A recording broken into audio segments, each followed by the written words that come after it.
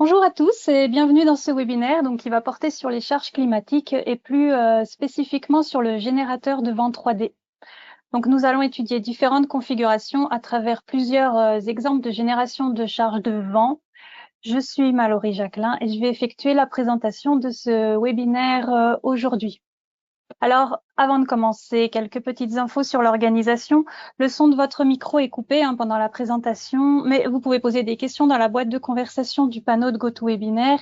On les regardera après la présentation et on vous répondra à chacun en particulier ensuite, donc surtout n'hésitez pas. Le webinaire est enregistré et il sera publié sur la chaîne SIA sur YouTube, donc si vous manquez quelque chose, vous pourrez toujours le revisualiser. Le sommaire de ce webinaire, alors on va commencer par les paramètres très généraux ainsi que les données de vent. On regardera comment peuvent être prises en compte les ouvertures dans les panneaux. On s'attardera sur la génération des zones de vent et on verra comment on peut les modifier manuellement si nécessaire. Alors ces premières parties, elles vont être effectuées sur un bâtiment classique rectangulaire, mais on étudiera ensuite le cas des toitures isolées. Et enfin, on terminera très brièvement par la note de calcul et les informations les plus importantes qu'on peut trouver à ce sujet. Alors, on va commencer par les paramètres très généraux et on va pour cela directement passer sur le logiciel, donc SciEngineer V25, sur lequel un hall métallique a déjà été créé. Alors, la structure, elle est composée d'éléments 1D, de poutres et de poteaux. Et elle est fermée par des panneaux de charge pour pouvoir générer le vent 3D automatiquement. Sur les longs pans de la structure, on a aussi deux grandes ouvertures et puis deux auvents là sur le dessus qui ont été créés avec des éléments 2D. Le vent, il va être créé automatiquement sur les panneaux extérieurs. Donc, pour un meilleur suivi du webinaire, on va masquer tout ce dont on n'a pas besoin avec les calques. Donc, on va garder uniquement les panneaux extérieurs et les deux auvents.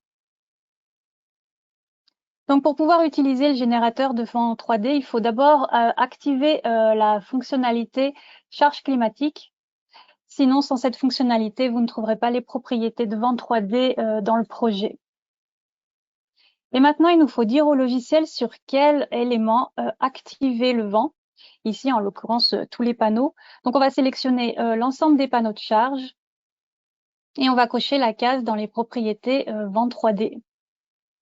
Donc ça active les données de vent. On peut les visualiser par une petite flèche qui est perpendiculaire au sens de portée des panneaux. Pour mieux les voir, éventuellement, on peut cliquer en haut à droite sur les échelles pour augmenter éventuellement la taille des symboles. Et pour voir ces données de vent, il faut cliquer du coup sur les petites flèches. On a alors les propriétés qui s'affichent à droite. Donc, une des données les plus importantes de ces propriétés, c'est le type, parce que ça réfère à une certaine partie de la norme et c'est ce qui va indiquer au logiciel quelle zone il faut créer sur ce panneau.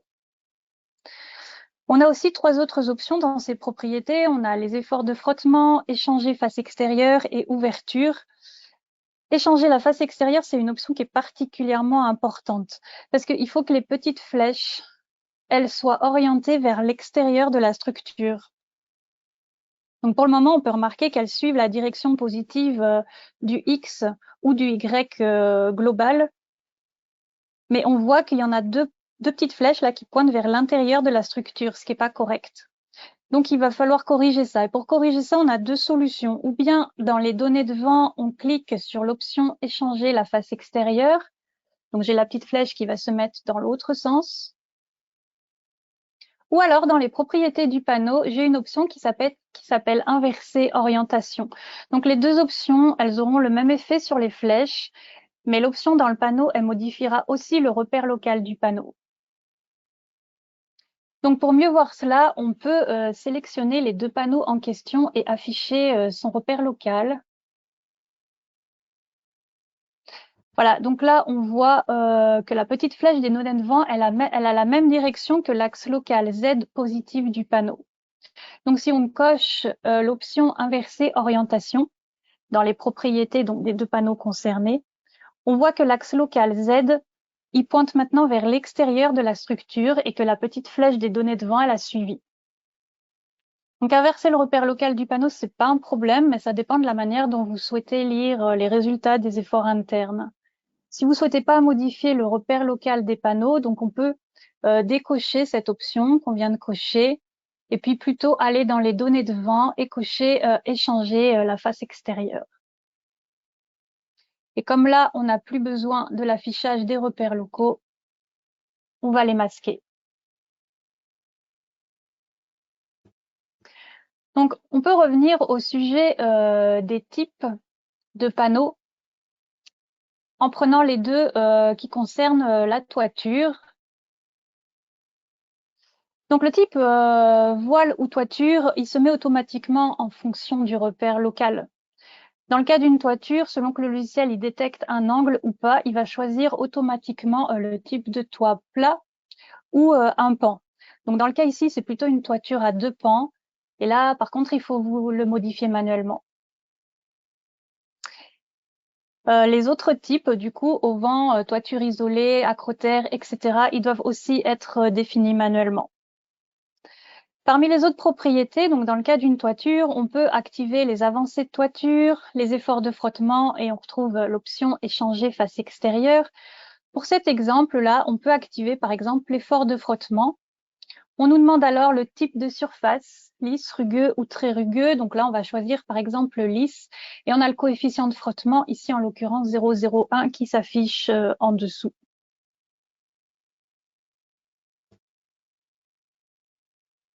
On peut sélectionner ensuite les deux au vent et puis on va faire la même chose. Donc là, je les ai sélectionnés. Je vais activer dans leurs propriétés le vent 3D et dans les données de vent qui ont été mis par défaut en type toiture, ben, je vais cocher au vent. Et on note qu'on retrouve les mêmes options, effort de frottement et échanger face extérieure. Donc une fois que ça a été paramétré, on peut aller voir les paramètres de la norme donc en cliquant sur le drapeau en haut à droite et gérer les annexes. On retrouve ici l'Eurocode 1, partie 4. Et alors on a un premier paragraphe sur la pression extérieure pour le vent 3D. Donc, on peut ici choisir d'utiliser le coefficient CPE10 ou CPE1, hein, comme c'est écrit dans les tableaux de la norme. Je peux les afficher ici. Simplement, il faut bien garder à l'esprit que ces paramètres seront pour l'ensemble de la structure et qu'il n'est pas possible de les définir séparément pour chacun des panneaux. Juste en dessous, on a l'option de corrélation, ou plutôt le manque de corrélation lorsque c'est coché entre les pressions de vent pour les côtés face au vent, donc les zones D, et protégées du vent, donc les zones E. Donc cette option, elle est activée par défaut et en fonction, selon que le ratio il est entre la hauteur et la profondeur du bâtiment, il est supérieur à 5 ou inférieur à 1, la force résultante sera multipliée par 1 ou par 0,85. Entre les deux, donc entre 5 et 1, on aura une interpolation linéaire du coefficient multiplicateur qui devra être effectuée. On a ensuite deux options dont on reparlera tout à l'heure dans le cadre des toitures isolées. Et on peut continuer ici avec la largeur B de la structure. Donc dans notre cas ici, elle est égale à 42,5 mètres. Cette largeur, elle est utilisée pour calculer la répartition de la pression dynamique de pointe sur la hauteur du bâtiment. Donc dans ce cas ici, la largeur, elle est supérieure à la hauteur de la structure. On se trouve donc dans le schéma tout en haut de cette fenêtre où la pression est identique sur toute la hauteur du bâtiment. On verra tout à l'heure deux autres exemples qui correspondront aux deux autres cas de figure de cette fenêtre. On a ensuite le niveau de référence, donc le niveau de référence du terrain. Le niveau de référence du terrain, il est utilisé pour définir une hauteur sous le Z égale 0 du repère global. Aucun effort de vent ne sera généré sous ce plan Z égale 0. Donc, vous pouvez mettre la structure au-dessus du niveau 0 et éventuellement positionner une autre partie enterrée sous ce plan. Donc là, dans le modèle, on peut laisser le niveau de référence à 0. Et toutes les options en dessous, elles permettent de calculer la pression dynamique de pointe. On retrouve notamment la valeur de base, VB0, donc là 30 mètres secondes, et la catégorie ici qui est définie sur 2. À noter que la fenêtre et les paramètres peuvent être différents hein, selon l'annexe nationale que vous choisissez. Donc, avec les paramètres qui sont définis ici, la hauteur de la structure qui est de 12,5 mètres, on peut alors définir la pression dynamique de pointe. Donc là, on a une feuille Excel où on a calculé cette valeur manuellement. On obtient 1,4 kN par mètre carré et on va la comparer avec ce que trouve le logiciel dans quelques secondes. Donc les données de vent sont créées, les types sont définis, les paramètres généraux selon la norme ont été vérifiés. On peut alors ouvrir le générateur de vent 3D. On peut le chercher dans le SIA Spotlight ou on peut passer ici dans le panneau de saisie. Donc on va ajouter des cas de charge de vent.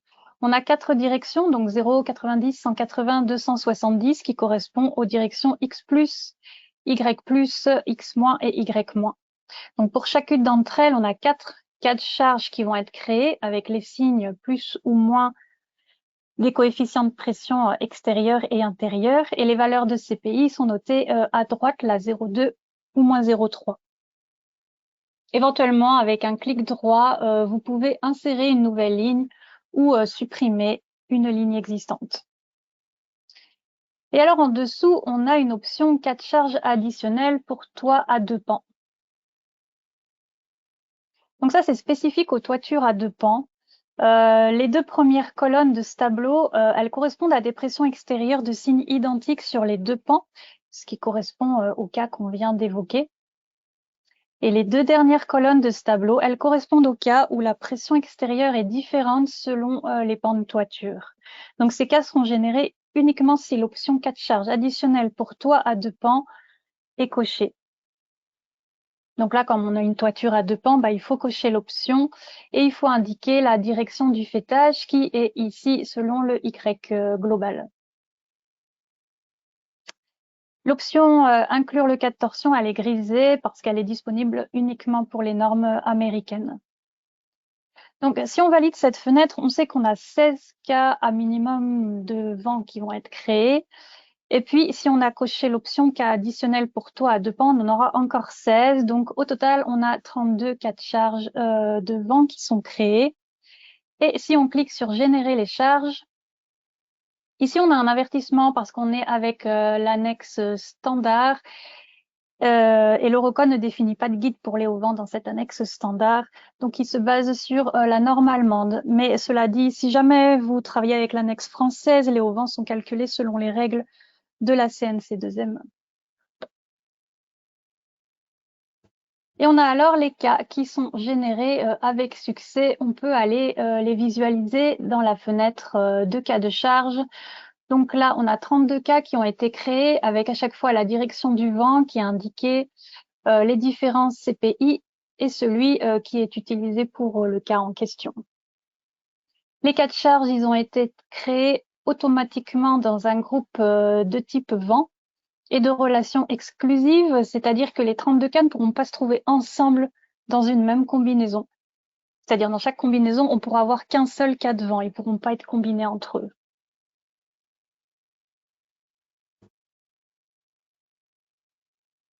Donc si on affiche les charges et qu'on se balade entre les différents cas, on visualise du coup les chargements directement sur la structure. La couleur bleue, elle est utilisée donc pour la poussée, la couleur orange pour l'aspiration et la couleur verte, comme ici, pour les efforts de frottement. Donc là, dans ce cas-là, 3D Win 5, dans la direction à 90 degrés en Y+, on a un effort vert ici que j'ai sélectionné. Et pour cette charge, on voit le coefficient CPE qui est égal à 0,01. Il correspond à l'effort de frottement qu'on avait sélectionné tout à l'heure dans les données de vent. Dans les paramètres d'affichage de toutes les entités, dans l'onglet charge, on peut afficher un certain nombre de données graphiquement sur la structure. Donc, on peut commencer par afficher, par exemple, la pression dynamique de pointe. Donc là, si on masque les charges, on visualise les différentes zones affichées et on visualise aussi la pression dynamique de pointe. On retrouve les 1,4 kPa qu'on avait calculé tout à l'heure à la main. Donc les zones qu'on voit à l'écran, elles ont été calculées automatiquement à partir des paramètres de la norme. Donc ici, pour ce vent dont la direction est Y+, on peut voir la zone D pour la face au vent, la zone E à l'arrière pour la face protégée au vent. Et puis, pour les faces qui sont parallèles au vent, donc sur les longs pans, on peut voir les zones A, B et puis la zone C éventuellement, en fonction du rapport H sur D. On peut prendre maintenant le tout premier cas de vent, donc pour une direction en X+. Et dans les paramètres d'affichage de toutes les entités, on va masquer la pression et afficher le CPE, le coefficient de pression extérieure. Pour y voir un peu plus clair, on peut aussi masquer du coup les hauts vents. Donc, je vais les sélectionner tous les deux et masquer ce qui est sélectionné. Et puis, je peux revenir au PowerPoint pour voir comment sont calculées donc ces différentes zones de vent. Donc, pour calculer les CPE, il nous faut connaître d'abord le ratio H sur D. Donc ici, dans cet exemple de cas de vent en X+, il est égal à 1,04, donc à 1. On retrouve conformément au tableau de la norme un CPE de 0,8 pour la zone D et 0,5 pour la zone E. Et pour les zones A et B, respectivement 1,2 et 0,8. Alors le signe utilisé pour ces coefficients d'anciens ingénieurs, il dépend de l'orientation de la charge dans le repère local du panneau. Et on peut jeter un œil aussi à la géométrie de ces zones qui dépendent bien sûr de H et de D, mais aussi du paramètre petit e qui est ici égal à 25 mètres. Donc comme le paramètre E est plus grand que D, seules les zones A et B sont créées, on n'a pas de zone C. Et la longueur de la zone est égale à petit e divisé par 5.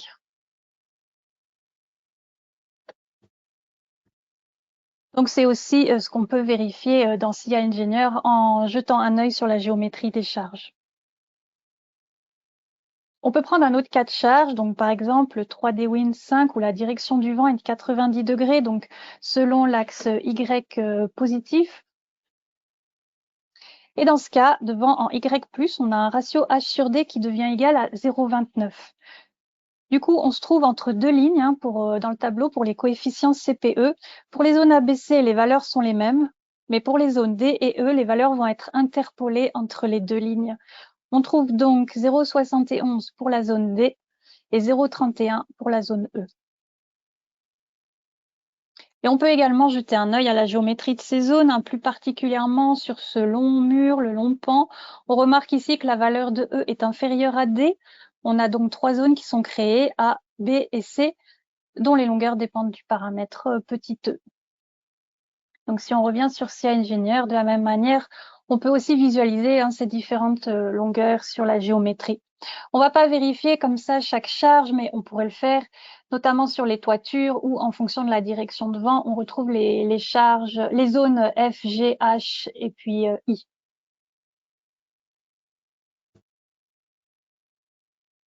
Donc les zones ont été générées de manière automatique par le logiciel, selon la norme, mais il se peut que vous ayez besoin, dans un cas spécifique, d'avoir des zones différentes de celles qui ont été définies par la norme. Donc dans ce cas, on peut sélectionner les données devant du long pan, ici par exemple, et on peut cliquer sur « Éditer les zones ».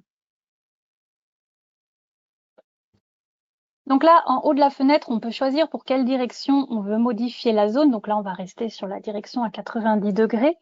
Et en dessous, on peut choisir la manière dont on va faire le calcul de ces zones. Donc pour le moment, on est sur générer, c'est la manière automatique. Les zones ont été créées automatiquement par logiciel, les longueurs de chaque zone ont été définies automatiquement, ainsi que les coefficients de pression. Et d'ailleurs, il n'est pas possible de les modifier, ils sont grisés. Mais si on choisit modèle selon ECEN, on va alors pouvoir remplir quelques paramètres de la norme.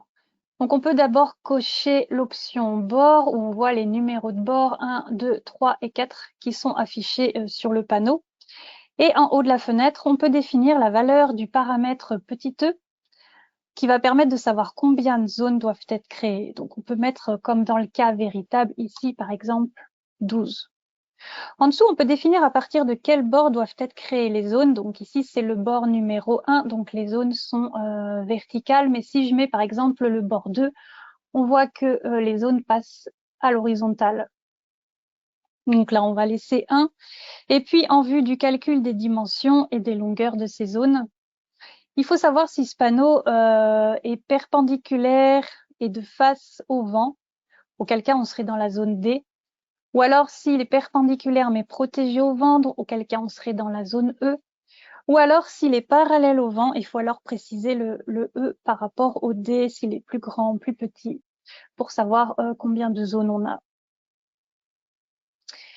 Et quant aux coefficients de pression qui sont en bas de la fenêtre, ils devront être définis manuellement. Et il reste l'option dimensionnement manuel en haut à gauche de la fenêtre. Alors là, c'est vous qui saisissez tout manuellement. Les coefficients, mais aussi les zones. Donc les options petit e et dimensionnement zone sont grisées. Seul le bord à partir duquel créer les zones est accessible. Par contre, en bas de la fenêtre, on peut joindre ou scinder une zone. Par exemple, si je veux ajouter une zone sur la zone C, je peux cliquer par exemple sur la zone C et scinder. Donc là, ça me renvoie vers la fenêtre de division de la zone. La zone va être divisée de manière parallèle donc au bord 1 et il me suffit de saisir la longueur de la nouvelle zone, hein, par exemple 6 mètres. Donc là, on a la zone C qui est coupée en deux. Je peux la renommer d'ailleurs, hein, je peux mettre par exemple grand D. Et pour revenir sur la fenêtre où j'étais, si jamais je me suis trompée ou je souhaite modifier une longueur, je peux cliquer sur édition de la géométrie. Donc là, je visualise à partir du bord 1 la zone A, donc qui fait 2,4 mètres, puis la zone B, 9,6 mètres, puis la zone D, 6 mètres, et puis la zone C qui reste en fonction de la longueur du panneau. Donc je peux garder les deux premières zones parallèles au bord 1 et puis mettre les deux dernières zones parallèles au bord 2. Je peux aussi jouer avec le type de division, par exemple verticale, etc. Je peux faire ce que je veux avec les différentes zones. Si je reviens sur éditer les zones, je peux aussi joindre par exemple la zone A et la zone B. Voilà, la zone A a disparu au profit de la zone B. Bon, mais là, je vais revenir sur générer puisqu'on va garder les paramètres de la norme et on va relancer la génération du vent 3D.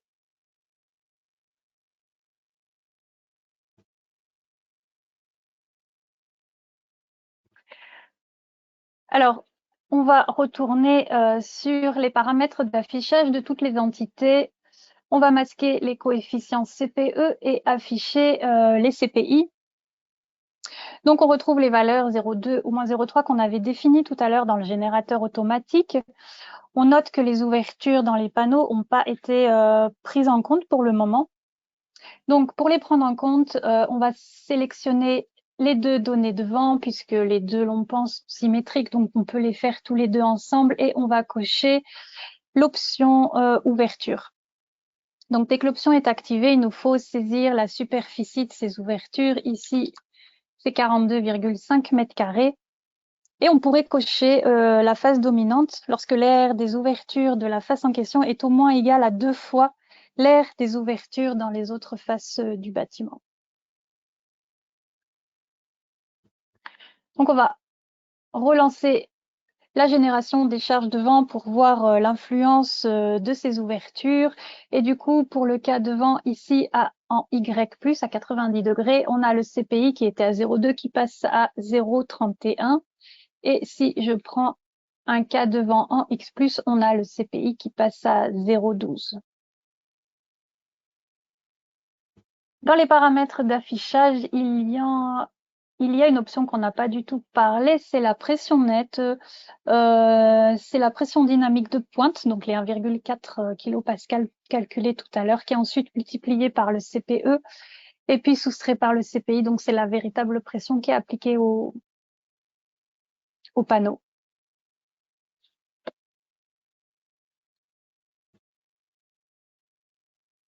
Parler maintenant des charges générées. Alors, pour une meilleure visibilité, du coup, je vais laisser afficher uniquement les zones.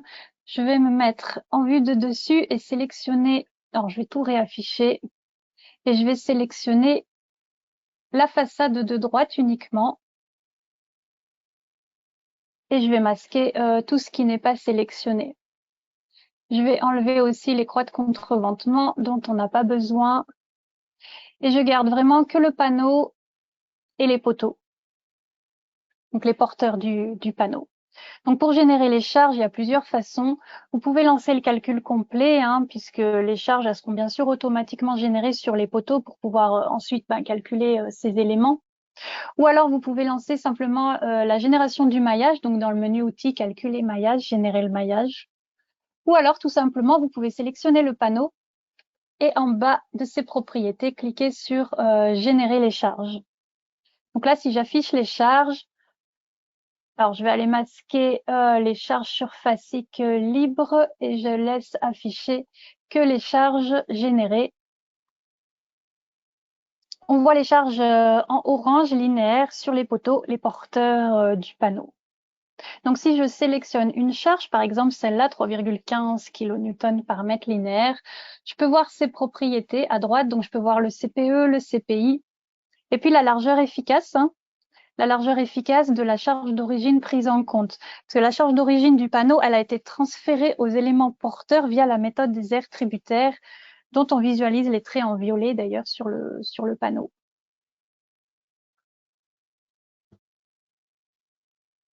On peut aussi calculer cette charge linéaire à la main. On connaît les dimensions H et D et le rapport entre les deux qui est d'environ 1. Le coefficient de réduction donc qui est de 0,85. On connaît aussi la pression dynamique de pointe, les coefficients de pression extérieure, intérieure et la largeur efficace. Donc, on peut calculer, comme c'est décrit à droite de cette slide, la valeur de la charge et on retrouve en effet la même valeur que celle affichée sur le logiciel, les 3,15 kN par mètre linéaire. On peut vérifier la charge du poteau à côté. Donc, les coefficients de pression sont les mêmes que le poteau de rive. Par contre, la largeur efficace, elle est du double, puisque le poteau, c'est un poteau intermédiaire. Donc, il reprend le double de surface. Et donc, on a le double de charge. Et pour un poteau le long de l'ouverture, on retrouve la valeur de 3,15 kN par mètre linéaire, puisqu'il s'agit d'un poteau de rive comme le premier tout à l'heure, puisque l'ouverture n'est pas comptabilisée comme surface de chargement. On regarde maintenant un vent à 90 degrés, donc en Y+. On remarque que certains poteaux, comme par exemple celui de rive, ont deux charges linéaires. Ça, c'est lié aux aires tributaires, puisque on voit la zone A, on voit que la zone A, elle est entièrement reprise donc par ce poteau de rive. Et puis, on voit la zone B. La zone B, et il y a une partie de cette zone qui est prise également par le poteau de rive. C'est pour ça qu'on a deux charges linéaires. Donc, on peut cliquer sur la première, par exemple, les 2,99 kN par mètre linéaire. On a une largeur efficace de 2,4 mètres, un CPE de 1,2. Donc, c'est bien la zone A. Et si on sélectionne l'autre charge linéaire de 1,27 kN par mètre linéaire, on a une largeur efficace de 1,85 mètres et un CPE de 0,8, ce qui correspond à une zone B. Donc, comme tout à l'heure, on peut aussi calculer cette charge linéaire manuellement et on retrouve exactement les mêmes valeurs que sur le logiciel.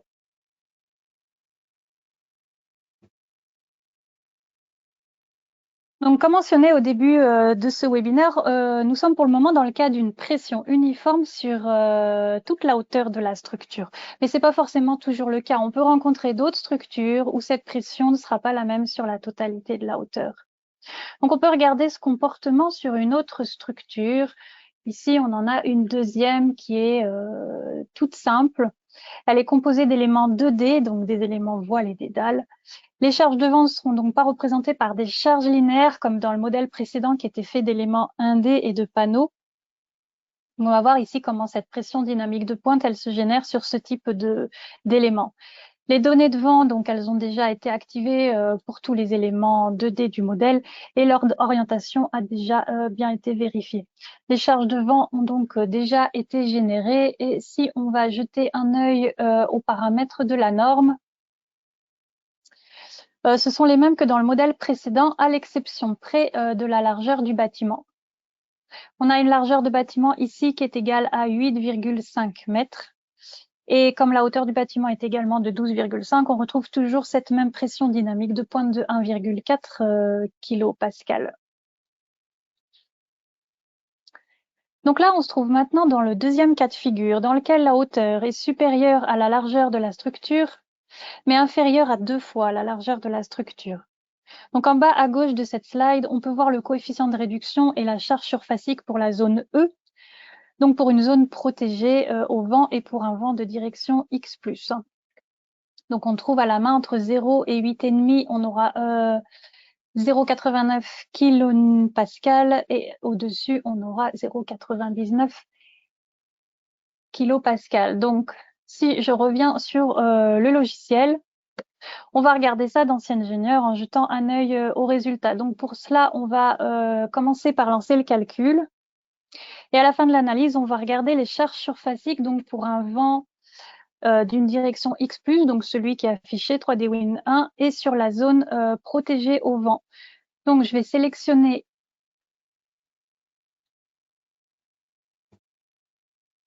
le voile qui a la zone E. Je vais masquer les pressions. Et on va aller voir dans les résultats, du coup, l'icône charge surfacique. Donc, charge surfacique pour ce cas de charge 3D Win 1, on va afficher la valeur QZ. Et on retrouve les valeurs de charge qu'on vient de calculer à la main, donc 0,89 kPa entre 0 et 8,50 m et 0,99 kPa entre 8,50 m et 12,50 m.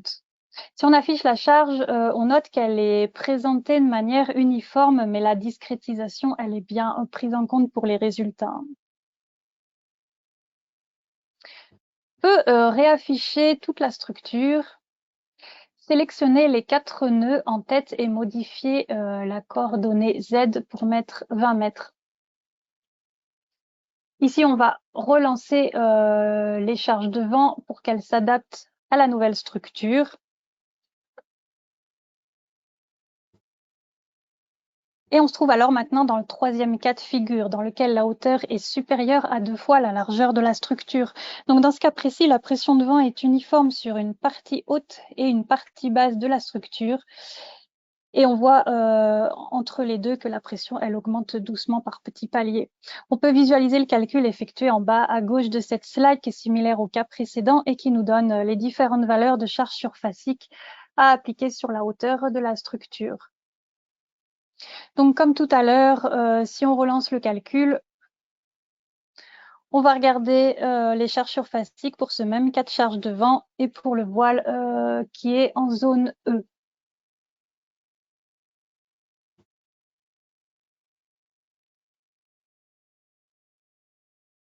Donc, je vais sélectionner le voile, masquer tout le reste et réafficher les charges surfaciques QZ. Voilà, donc de la même manière, la charge qui est affichée, elle est présentée de manière uniforme et la discrétisation est bien prise en compte. On voit bien la diffusion de toutes les charges.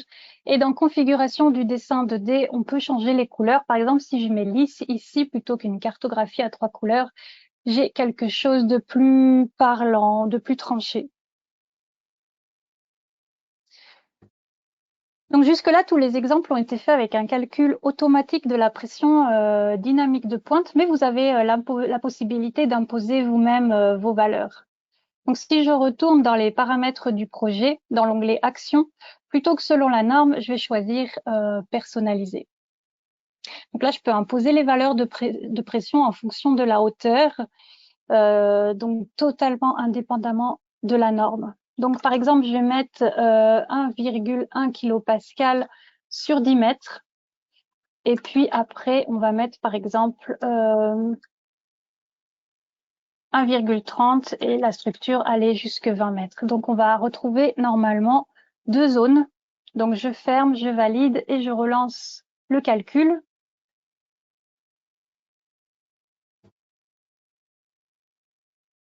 Donc, on va regarder pour ce même cas de vent et pour la même surface, les charges surfaciques. Donc, on retrouve bien nos deux zones et les charges qui ont été calculées du coup automatiquement. Alors, pourquoi utiliser ce workflow? Une bonne raison, ça peut être la prise en compte du coefficient CSCD, parce que vous le savez sans doute, il n'est pas encore implémenté dans le logiciel de manière automatique. Donc, comme expliqué dans cette FAQ, une solution pourrait être de calculer manuellement le coefficient CSCD, de multiplier ce coefficient par la pression QP et le saisir manuellement comme on vient de le faire, et générer automatiquement les charges de vent à partir de cette pression personnalisée en prenant soin de diviser le CPI par CSCD dans la fenêtre du générateur.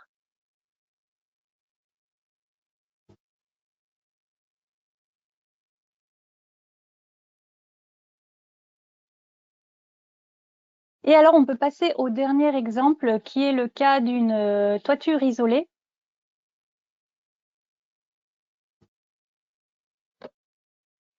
Donc, il s'agit d'un modèle avec des éléments 1D et un panneau. Donc, sur ce panneau, on va activer le vent 3D.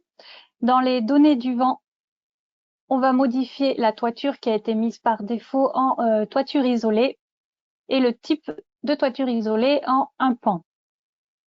Donc, au-dessous, on a le paramètre d'obstruction. Donc, il doit être défini entre 0 et 1 en fonction de l'obstruction de la toiture, comme c'est montré dans la figure 7.15 de l'Eurocode 1 partie 4. Ça peut être par des marchandises entreposées, là, par exemple. Mais ici, dans notre exemple, donc, on va laisser ce coefficient à 0. On retrouve en dessous les paramètres qu'on a déjà évoqués. On va activer l'effort de frottement avec un type de surface rugueux, donc on a un coefficient égal à 0,02. On note que le type de coefficient, il est grisé sur la pression nette CP, mais on peut le modifier dans les annexes, donc dans les paramètres de la norme. On retrouve ici ce paramètre, donc pression nette, on le changera tout à l'heure en effort global CF. Et puis, on a les directions des zones de toiture isolée, donc standard ou parallèle au bord.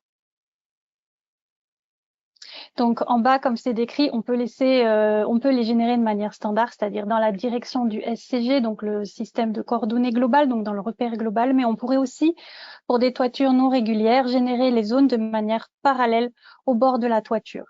Donc ici, on va rester en standard, puisque la toiture, elle a été modélisée selon les axes globaux du logiciel. Les autres paramètres de vent, ce sont les mêmes que déjà vus. Et on va générer les charges de vent automatiquement. Donc là, on voit qu'on a une charge descendante, le 3D Win 1, le deuxième cas également, et on voit le troisième cas où par contre c'est une charge ascendante. On note d'ailleurs que les CPI sont nuls. Si on prend un cas de vent en Y+, donc par exemple le 3D Win 5, on peut sélectionner une des charges vertes, là, pour voir les efforts de frottement. On voit un CPE égal à 0,04.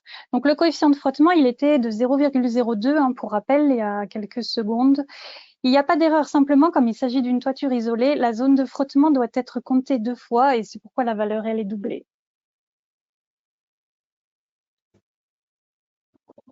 Le premier cas de vent et se mettre en vue de dessus, on va afficher ici les CPE et les zones de vent.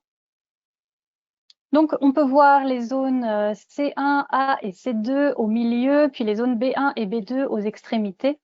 Et on peut voir les coefficients CPE, donc moins 1,40 pour la zone A, moins 1,8 pour les zones C1 et C2. Et puis pour les zones B, on a moins 2,7. Donc, c'est ce qu'on retrouve dans les tableaux de l'Eurocode. On sait que l'angle de notre toiture isolée, elle est de 15 degrés. Donc, on a une ligne qui correspond exactement à notre cas. Si l'angle avait été entre deux lignes de ce tableau, il aurait fallu interpoler les coefficients. Notons bien que les valeurs sont positives dans le tableau parce qu'elles indiquent une direction descendante du vent. Et dans SIA, les valeurs sont négatives car sont dans le repère global et donc elles doivent être négatives pour être descendantes selon le système de coordonnées global. Une autre remarque, les zones ont été créées incorrectement, mais dans les coins, on voit que les zones B et C, elles se superposent. Et il n'y a pas de règle claire à ce sujet dans l'Eurocode. Du coup, dans ce cas, SIA, il garde les valeurs les plus conservatives, les plus défavorables. Donc ici, les coins, ils auront les mêmes coefficients que la zone B.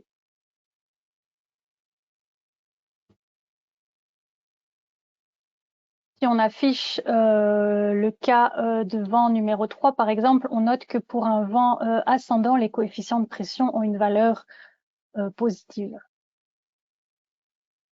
On peut revenir dans gérer les annexes et les paramètres selon la norme et changer la pression nette par l'effort global. Donc pour visualiser cet effort, il faut régénérer les charges de vent en automatique et là on voit apparaître du coup l'effort global soit descendant, soit de manière ascendante en fonction de la direction du vent.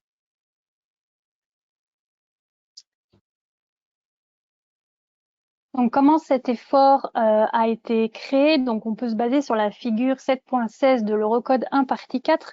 Il est basé sur la largeur de la toiture isolée dans le cas d'un vent en X+. Donc ici, c'est 7 mètres. Le coefficient CF de 0,7 a été pris donc conformément au tableau de la norme.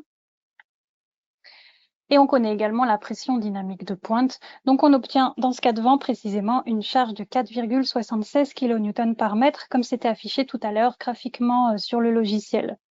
Et la charge, elle est positionnée à D sur 4, donc un quart des 7 mètres de largeur, ce qui est correct lorsqu'on regarde la position de la charge sur SIA Engineer.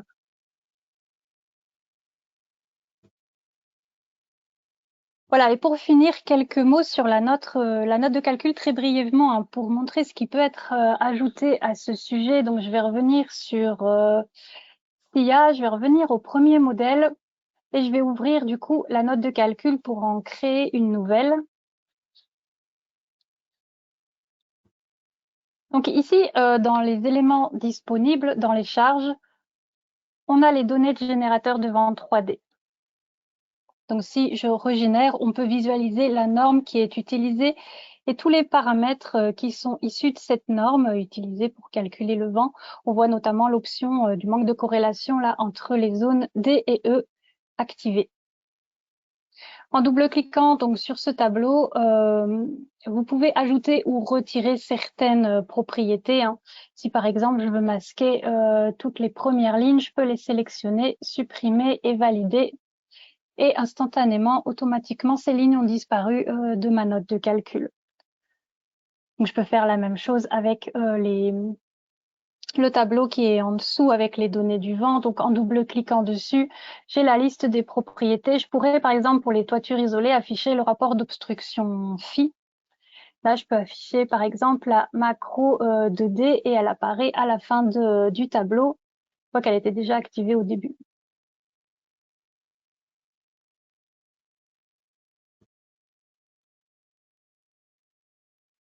Voilà, sur ces quelques mots se termine ce webinaire. Donc, je vous remercie d'y avoir participé. On va répondre aux questions du chat en suivant, mais n'hésitez pas à contacter le support par mail ou par téléphone si vous avez des questions par la suite. Encore merci pour votre attention et votre participation et je vous souhaite une très belle fin de journée.